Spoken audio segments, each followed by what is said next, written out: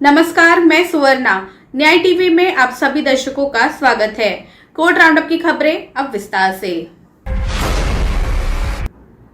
Gujarat high court के मुख्य न्यायाधीश ने टिप्पणी की, जब वे कोर्ट परिसर में प्रवेश कर रहे थे तो लगभग 10 से 12 मवेशी वहां खड़े थे, जिन्होंने उनका रास्ता अवरुद्ध किया। पुलिस की सीटी भी उन्हें हिला नहीं सकी। वे चट्टान की तरह खड़े थे। हाईकोर्ट के मुख्य न्यायाधीश अरविंद कुमार ने राज्य से पूछताछ करते हुए कहा कि राज्य सरकार ने पशु उपद्रव के खतरे के लिए क्या किया है।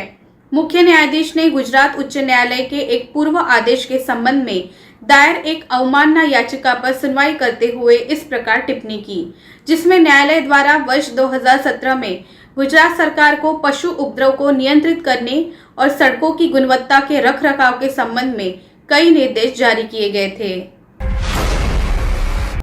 बर्खास्त मुंबई पुलिस अधिकारी सचिन वाजे ने एंटीलिया बम मामले में उन पर मुकदमा चलाने के लिए गैर कानूनी गतिविधि रोकथाम अधिनियम यूएपीए के तहत दी गई मंजूरी को रद्द करने के लिए दिल्ली हाईकोर्ट का रुख किया। जस्टिस सिद्धार्थ मृदुल और जस्टिस अनूप जे भंभानी की खंडपीठ के समक्ष सोमवार को प्रस्तुत की गई याचिका पर 24 जनवरी को सुनवाई करने का फैसला किया। सुनवाई के दौरान वाजे की ओर से पेश अधिवक्ता पुनीत बाली ने प्रस्तुत किया कि दिल्ली हाईकोर्ट के पास मामले की सुनवाई के लिए क्षेत्रीय अधिकार क्षेत्र है, क्योंकि शहर में स्थित गृह मंत्रालय द्वारा मंजूरी देने का आदेश पारित किया गया है। दूसरी ओर केंद्र ने याचिका का विरोध किया। केंद्र ने याचिका की सुनवाई पर प्रारंभिक आपत्तियां उठाई। तर्क दिया गया कि याचिका को बॉम्बे हाईकोर्ट के समक्ष इस कारण स्थानांतरित किया जाना चाहिए क्योंकि ये वो जगह है जहां मामले में कार्रवाई का कारण उत्पन्न हुआ। तदनुसार अदालत ने 24 जनवरी को मामले की सुनवाई के लिए सूचीबद्ध करते समय वाजे के वकील को फैसले की सभी प्रतियों को रखने के लिए कहा। याचिका में यूएपीए की धारा 15(1) जो कि आतंकवादी कृत्य से संबंधित है, ये तर्क देकर कि ये प्रावधान अनुच्छेद 14 और 21 का उल्लंघन है, मुकदमे की मंजूरी को रद्द करने की मांग की गई। याचिका में केंद्र सरकार द्वारा 2 सितंबर 2021 को पारित मंजूर आदेश को रद्द करने की भी मांग की गई। राजस्थान हाईकोर्ट ने दोहराया है कि संविधान के अनुच्छेद 226 के तहत उच्च न्यायालयों में निहित न्यायिक समीक्षा की शक्ति संविधान की मूल विशेषताओं में से एक है और कोई भी कानून इस तरह के अधिकार क्षेत्र को ओवरराइड या कम नहीं कर सकता है। जस्टिस पुष्पेंद्र भाटी ने कहा कि हाईकोर्ट अनुच्छेद 226 के तहत शक्ति का प्रयोग करते हुए अधिनियम के प्रावधानों में प्रकट विधायी मंशा पर ध्यान देंगे और अधिनियम के प्रावधानों के अनुरूप अपने अधिकार क्षेत्र का प्रयोग करेंगे।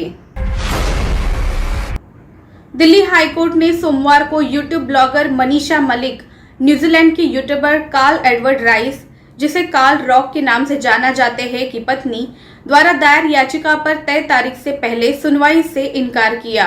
याचिका में उनके खिलाफ जारी एक ब्लैकलिस्टिंग आदेश को रद्द करने की मांग की गई है, जिसने उन्हें भारत वापस लौटने से रोका था।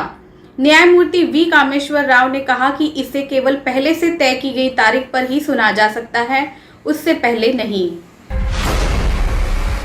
कलकत्ता हाईकोर्ट ने सोमवार को जिला मजिस्ट्रेट पूर्व मेदिनीपुर को प्रधानमंत्री आवास योजना और महात्मा गांधी राष्ट्रीय ग्रामीण रोजगार गारंटी अधिनियम मनरेगा योजना के तहत आवंटित धन के कथित गबन की जांच करने का निर्देश दिया।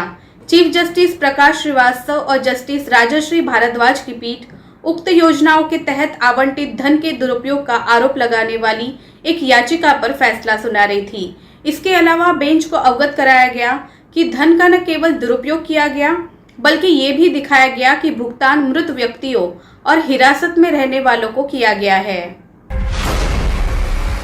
जस्टिस गुरविंदर सिंह गिल ने बड़ी संख्या में उन मामलों पर ध्यान देते हुए जहां जांच एजेंसी या अभियोजन पक्ष आरोपी के खिलाफ पूरक चालान दाखिल नहीं करने का विकल्प चुनते हैं, अगर अग्रिम जमानत के लिए एक आवेदन लंबित है, माना कि जांच एजेंसी या अभियोजन को मामले की पूरी तरह से जांच ये विचार करने के लिए एक करनी चाहिए कि क्या अग्रिम जमानत आवेदन खारिज होने की स्थिति में मामले में हिरासत में पूछताछ की भी आवश्यकता है, खासकर जब आरोपी जांच में शामिल हो गया हो और हर कदम पर सहयोग कर रहा हो। पंजाब और हरियाणा हाईकोर्ट ने हाल ही में माना है कि सीआरपीसी की धारा 173 के तहत एक पूरक चालान दाखिल करने को केवल इसलिए स्थगित नहीं किया जा सकता है क्योंकि एक अग्रिम जमानत आवेदन लंबित है।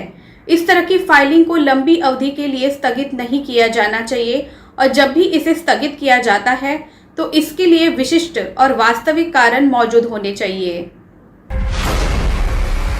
कर्नाटक हाईकोर्ट ने हाल ही में 21 साल से अलग अलग रह रहे एक कपल को तलाक की अनुमति देते हुए कहा कि विवाह पूरी तरह से खत्म हो चुकी है। The marriage is totally dead और पार्टियों को हमेशा के लिए एक ऐसी शादी में बांधे रखने की कोशिश करने से कुछ भी हासिल नहीं होगा जिसका वास्तव में अस्तित्व समाप्त हो चुका है।